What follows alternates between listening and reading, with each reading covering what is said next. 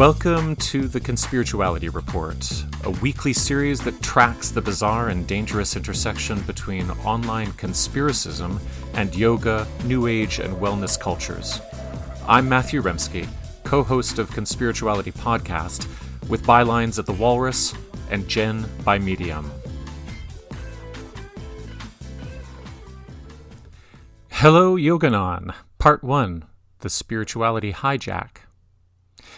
Conspiracy theory researchers like Dr. Peter Knight assert that conspiratorial thinking follows three axioms. 1. Nothing is as it seems. 2. Everything happens for a reason. And 3. Everything is connected. For seasoned yoga students and New Age enthusiasts, these principles will sound very familiar. Funny story. When I cited Knight's axioms in an interview with Buddha at the Gas Pump broadcaster Rick Archer, the 71-year-old veteran of New Age media laughed. "But I believe all of those things," he said. As well he should.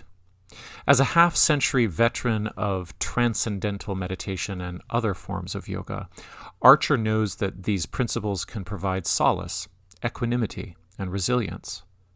But if they cross a certain line of paranoia or are stripped of the moral frameworks or pastoral guidance that give shape to functional religious culture, these same rules can point in another direction.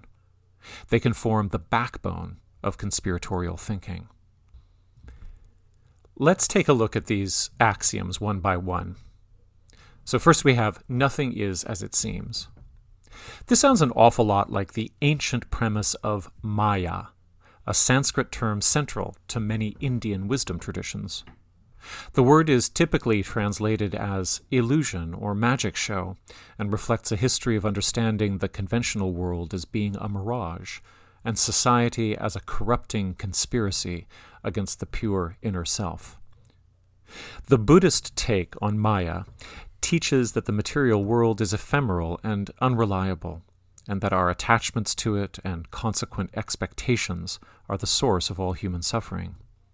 Central to this view is a rebellion against rigid case structures.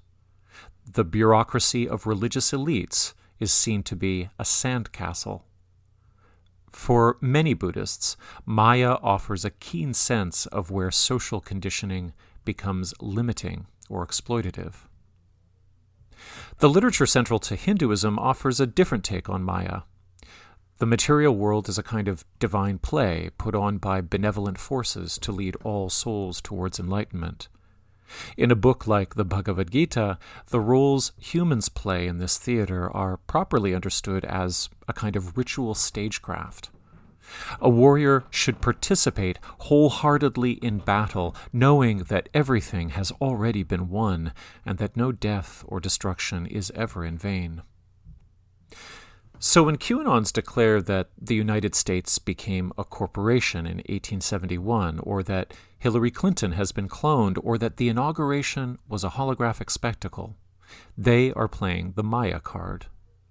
When they view this illusory world as something they must intuitively penetrate by doing their own research in order for reality to be revealed, they are leaning on the Buddhist flavor of the term. They are refusing to be sheeple. But when QAnons liken Q's plan to a movie, when they post popcorn emojis, when they quip, "enjoy the show," and somewhat ironically see themselves as digital warriors, they're playing out a more Hindu meaning of the term. They are assured of a victory that has already occurred, but is only obscured by their own immaturity. Growing up in QAnon, therefore, demands constant and faithful engagement with Q's messages as prophetic. The fact that none of them have come true is not evidence of fraud, but of their sublime complexity. On the outer, softer edges of QAnon doctrine, COVID-minimizing influencers like Dr. Christiane Northrup don't dwell on the battlefield. Northrup points to the cosmic promise of ascending to the fifth dimension as she soothes her nearly 500,000 followers from her mansion in Maine, playing greensleeves on her golden harp. So the second axiom is everything happens for a reason. And here's something that sounds like the principle of karma, which translates roughly from Sanskrit as action, and it carries the implication of consequence. Through this lens, there are no coincidences. Every occurrence predicts a pattern. Every choice threads a pathway through a moral landscape. The original indigenous power of the concept is to instill a sense of awestruck responsibility for even one's smallest choices. But in the QAnon world, the principle degrades into a mania of anxious wishes. Every word out of Trump's mouth carries a secret code. Every flag behind his podium symbolizes stages of an unfolding promise. When Biden stutters, QAnons see a glitch in the matrix. And meanwhile, Trump plays five-dimensional chess with the deep state, or with Satan himself.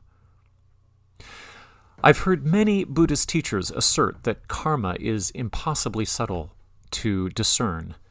None but the fully enlightened, they say, can view its impartial mysteries. Not so in the QAnon and broader conspirituality field, where influencers are confident in interpreting complex world events from random screen caps of news broadcasts, where they're happy to put their thumb on the scale, transforming everything they see into evidence they are winning. Through every tweet, Trump is showing the faithful that everything, even losing the election, even losing the court appeals, is part of the plan. Everything happens for a reason also has diagnostic and therapeutic applications. On a personal level, yoga teaching and culture often endows the practitioner with the impression that they have special access to the deep causes of things within themselves and within others. By meditating on karma, many yoga people come to claim intuitive knowledge of past traumas now playing out on personal and global scales. Then, they can position themselves as global empaths who can guide a transformational age. They feel they know how the world works. This attitude is central to a core theme in conspirituality, that if the macabre tales of QAnon are true, they will ultimately provoke mass awakening, and this is a good thing. So this volatile content has a purpose, according to this reasoning. It will force us to transcend our baser selves. It's all part of the plan.